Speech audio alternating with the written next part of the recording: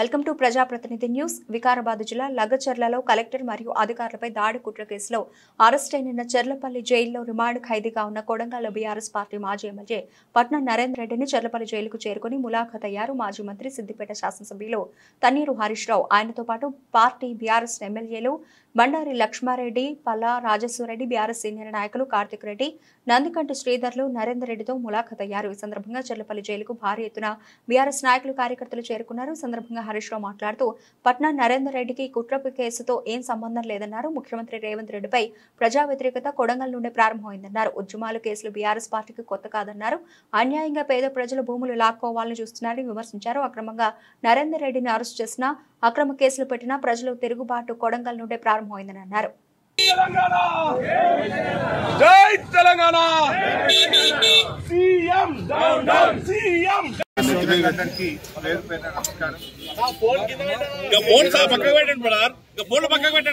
కొడంగల్ మాజీ శాసనసభ్యులు BRS party నాయకులు పట్నం నరేందర్ రెడ్డి గారిని పరామర్శించడం జరిగింది.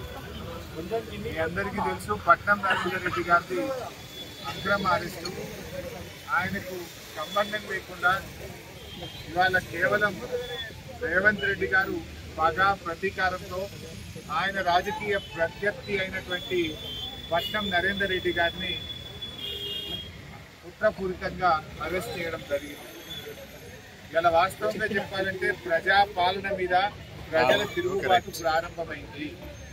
ఆ తిరుగుబాటు కొడంగల్ నియోజకవర్గం నుంచే ప్రారంభమైంది.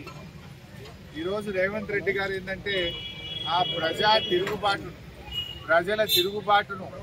ఆయన ప్రతిపక్షాల కుట్రగా చిత్రీకరించేటువంటి ప్రయత్నం చేయడం, ఇది ఈ రాష్ట్ర ప్రభుత్వం యొక్క దిగజారుడుతనానికి నిదర్శనంగా చెప్పుకోవచ్చు. వాస్తవానికి రఘుచర్లలో జరిగిందేంది, మా భూములు మాకు కావాలి, మా భూములు ఫార్మా కంపెనీలకు ఇవ్వమని ఆ ప్రాంత ప్రజలందరూ కూడా గత కొన్ని నెలలుగా పోరాటం చేస్తూ ఉన్నారు. మరి అక్కడ ఎమ్మెల్యేగా ఉన్న రేవంత్ రెడ్డి తనకు ఓట్లేసినటువంటి కొడంగల్ ప్రజలకు పిలిచి మాట్లాడాలి, వారి సమస్య పరిష్కారం చేయాలి. కానీ పోలీసుల చేత, గుండాల చేత, రాజకీయ నాయకుల చేత వాళ్ళని బెదిరించేటువంటి ప్రయత్నానికి రేవంత్ రెడ్డి గారు పాల్పడతా ఉంటారు.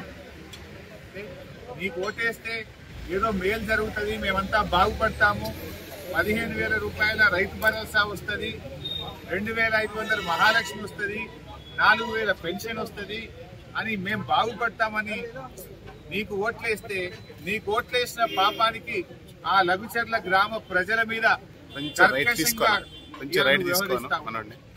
కట్టు బట్టలతో, పిల్ల పాపలతో ఊరు విడిచి పారిపోయేటట్టు చేసావు.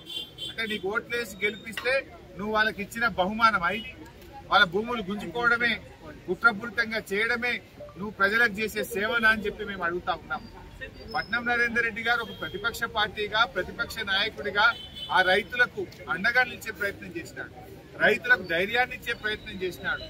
ఆయనకు ఏ సంబంధం లేదు. కాంగ్రెస్ పార్టీ నాయకులు మాట్లాడుతున్నారు, ఈ సంఘటన జరిగిన రోజు 80 సార్లు ఈయనకు ఫోన్ వచ్చిందని చెప్పి లీకులు రాయించుడు, అబద్దాలు మాట్లాడు, కాంగ్రెస్ నాయకులు ప్రెస్ మీట్ పెట్టు. పోలీస్ రిమాండ్ రిపోర్ట్ లో ఒకే ఒక్కసారి ఫోన్ వచ్చింది, ఒకే ఒక్కసారి ఆ రోజు ఫోన్ వచ్చిందని చెప్పి పోలీస్ రిపోర్ట్ లో ఉంటుంది.